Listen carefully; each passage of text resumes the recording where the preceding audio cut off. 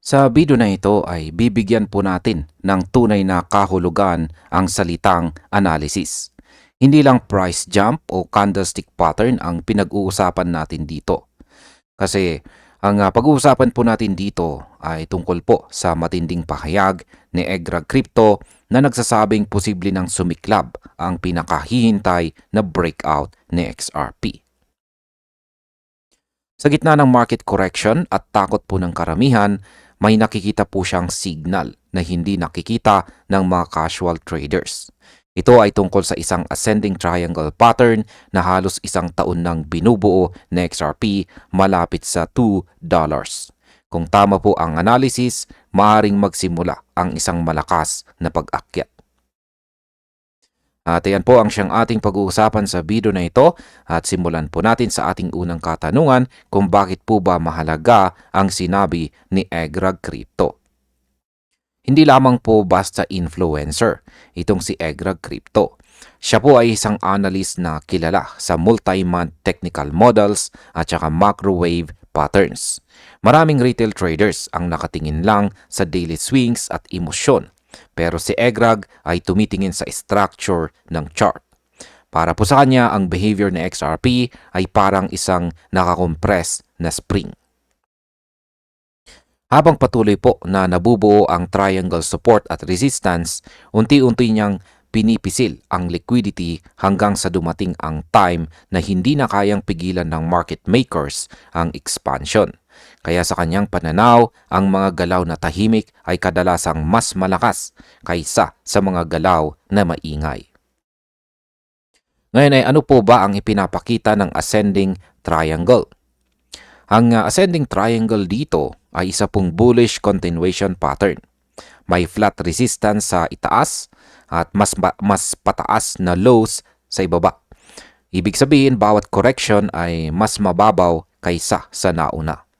Ang mga buyers ay unti-unti pong nagiging dominant at pinipilit ang mga sellers pabalik sa mas mataas na presyo.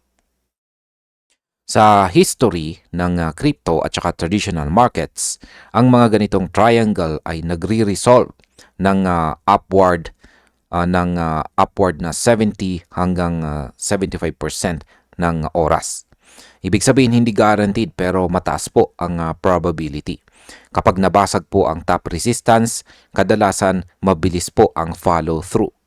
Dahil sa biglaang paglaya ng pressure at pagpasok ng bagong demand pagkatapos po ng matagal na compression.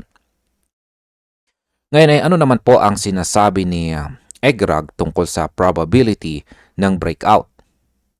Ayon po kay Egrag Crypto, merong 60% probability na sasabog pataas si XRP pagkatapos po ng kanyang 55-day downtrend. Bakit hindi 100%? Dahil ang crypto ay hindi linear at palaging may macro variables. Pero ang probability na ito ay mataas para sa isang analyst na hindi po nagbibigay ng hype. Karamihan ay nagsasabing ang pag-akyat ay gradual. Pero ayon po kay Egrag, kapag nabasag po ang structural ceiling, pwede itong maging explosive. Ito ay hindi dahil sa retail optimism, kundi dahil sa mga nakaipon na whale positions at saka institutional accumulation sa ilalim ng chart na hindi napapansin ng karamihan.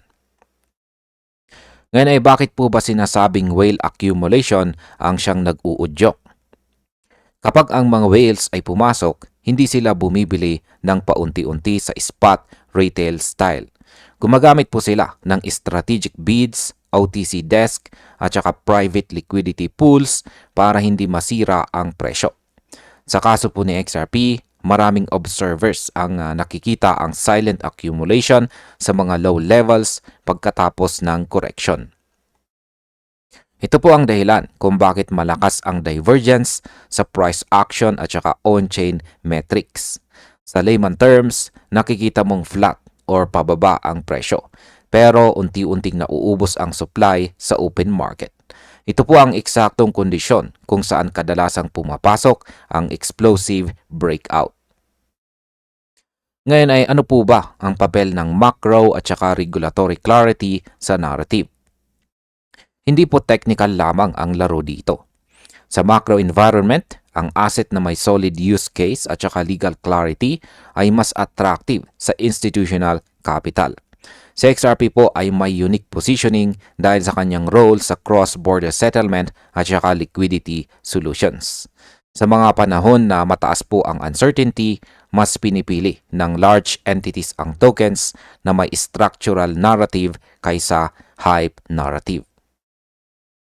Kapag pinagsama mo ang ascending triangle sa regulatory clarity at saka institutional appetite, nagiging compelling ang argumento para sa bullish setup. Hindi ibig sabihin instant pump, pero naglalatag ito ng foundation para sa sustained upward movement. Ngayon, bakit po karamihan sa mga traders ay hindi napapansin ang signal? Ang retail market ay nakatingin sa hourly charts at saka meme pumps. Kaya kapag tinignan mo sa XRP sa daily o weekly, madalas mo lang makikita ang noise. Pero sa 12-month time frame, makikita mo ang structure na hindi makikita sa lower frames. Ito ang dahilan kung bakit maraming holders ang nagsasabi na walang nangyayari kahit napakalakas na ng pressure build-up. Ang kaaway ng maraming traders ay hindi ang chart, kundi ang impatience. Ito ang dahilan kung bakit paulit-ulit na sinasabi ni Egrag Crypto na huwag tingnan ang maliit na swings, kundi intindihin ang formation na nagbibigay ng long-term direction. Ano naman ang pwedeng mangyari kung sakaling tama ang breakout scenario? Kung mabasag ang resistance zone sa tuktok ng triangle, posibleng mag-shift ang sentiment mula speculation papuntang structural adoption. Ibig sabihin, hindi lang price hype ang makikita, kundi E-rating ng asset. May mga projection na umaabot hanggang $1,500 base sa crash recovery cycles na ginamit ni Egrag. Ambisyoso po ito, oo. Pero hindi imposible kung mag-align or tumugma ang liquidity demand, institutional involvement at macro cycles. Kapag nangyari ito, babaguhin po ni XRP ang buong narrative ng market sa mga susunod na buwan. Ang tanong ay hindi kung kaya. Ang tanong ay hindi kung kaya, kundi kung kailan sisiklab ang momentum. At bilang panghuli ay ano naman ang aking masasabi tungkol dito?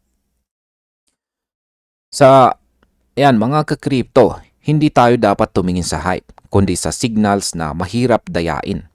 Ang ascending triangle ay hindi po meme pattern.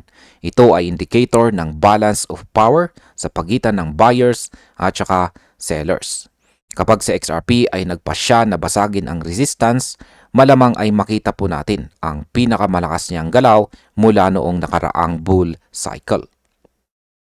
Pero lagi po nating tandaan na volatile pa rin ang crypto at walang pattern na garantisado. Kaya obserbahan po natin ang liquidity, whale movement at macro sentiment. Dahil sa mga signals na ito, nag-uumpisa ang tunay na market reversal. At hanggang dito na lamang po tayo sa video na ito mga ka-crypto. Maraming salamat sa panonood.